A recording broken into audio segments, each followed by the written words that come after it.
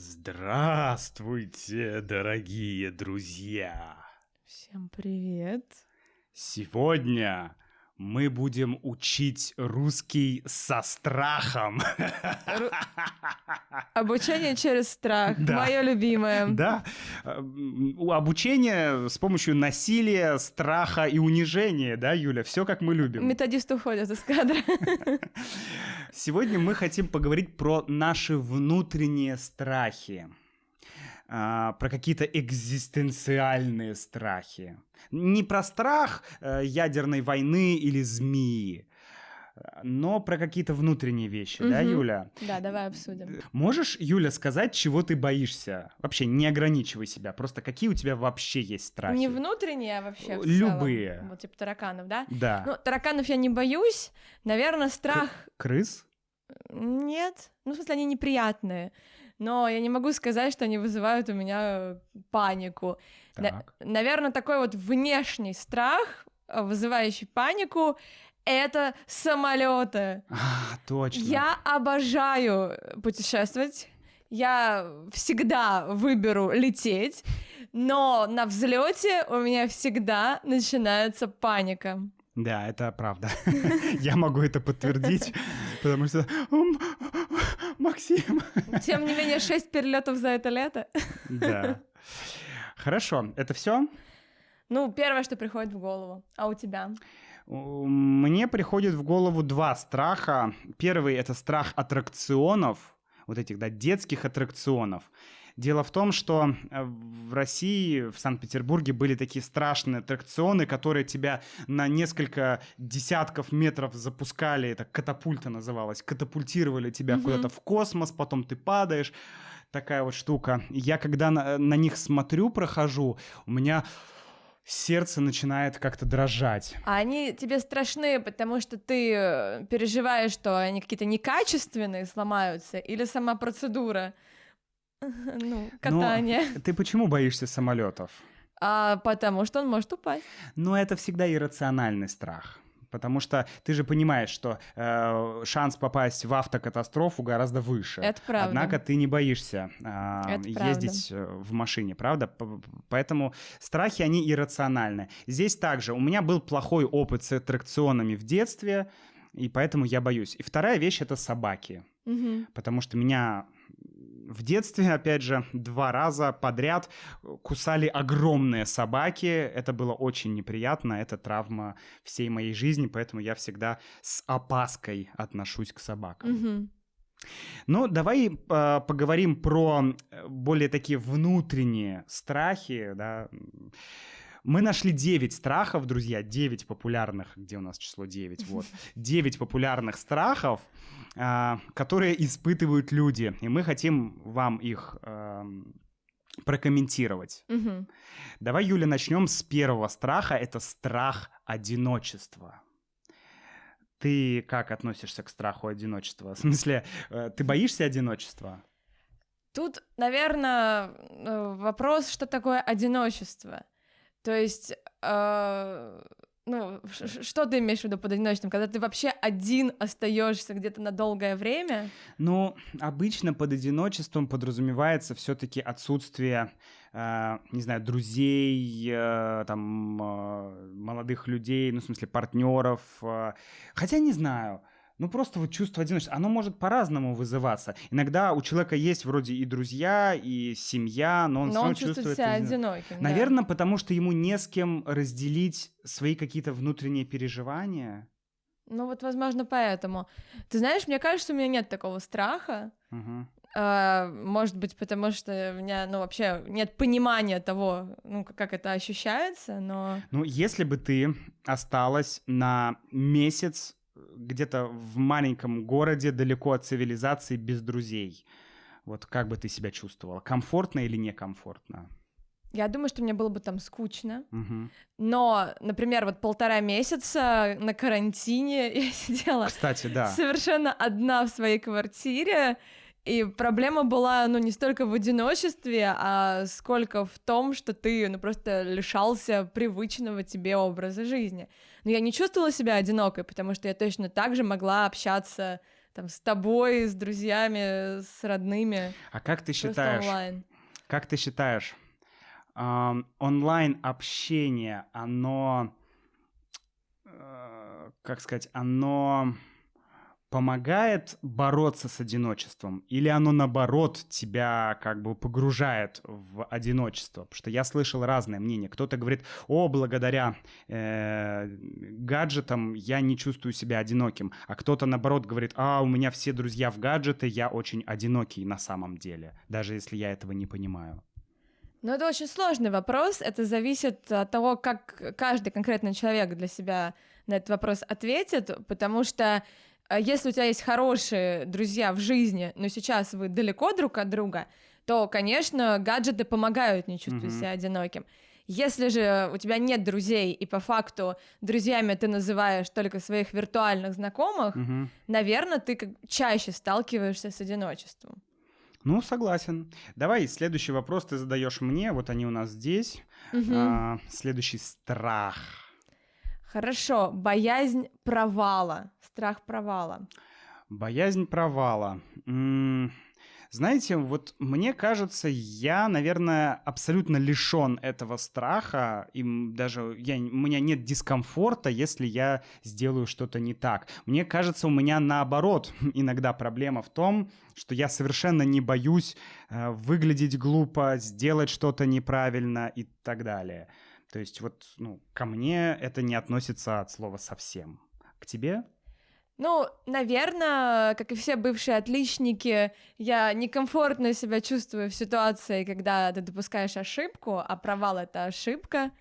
Но в целом я с этим работаю, потому что не ошибается только тот, кто не делает нового.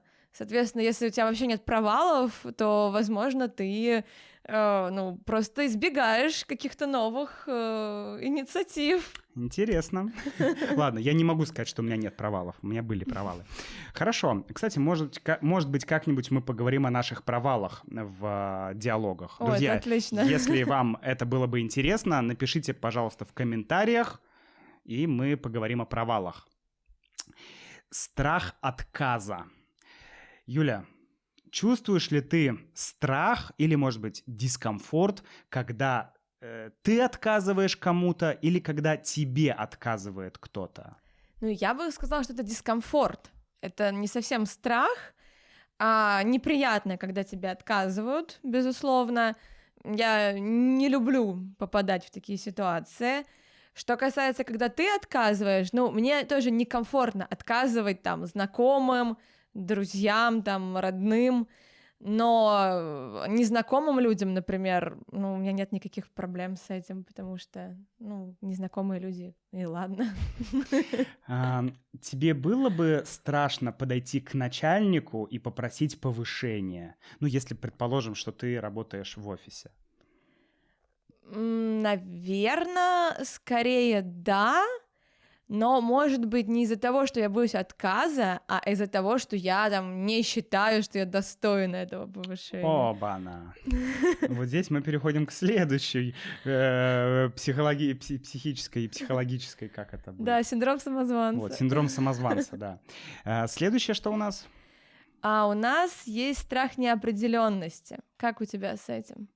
Страх неопределенности. Мне кажется, если ты боишься неопределенности, то ты представитель какого-то тупикового вида Homo sapiens, потому что в современном мире, особенно сейчас, столько неопределенности.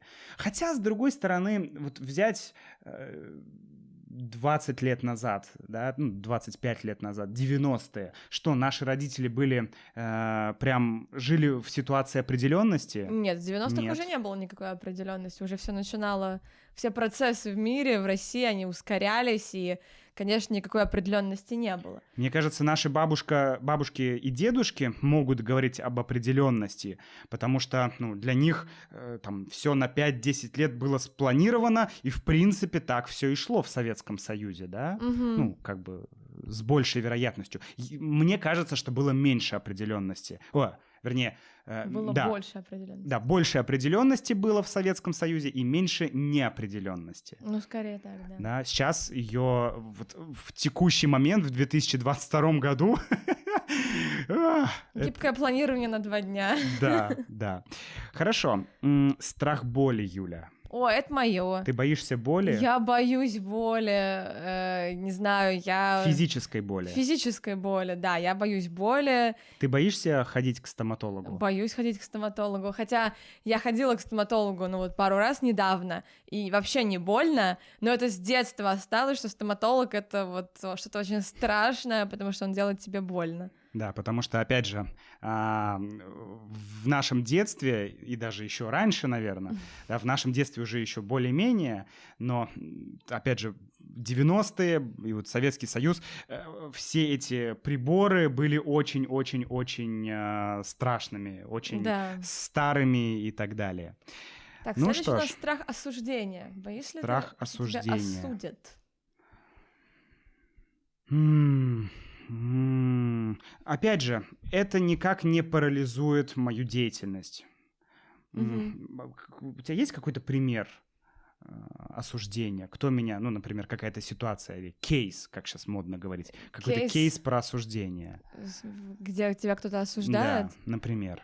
Например, что это может быть? Ты, например, вот меняешь работу, а тебе говорят, зачем ты вообще поменял такую хорошую работу на вот такую нехорошую. Нет. Осуждение, наверное, это тоже как-то я...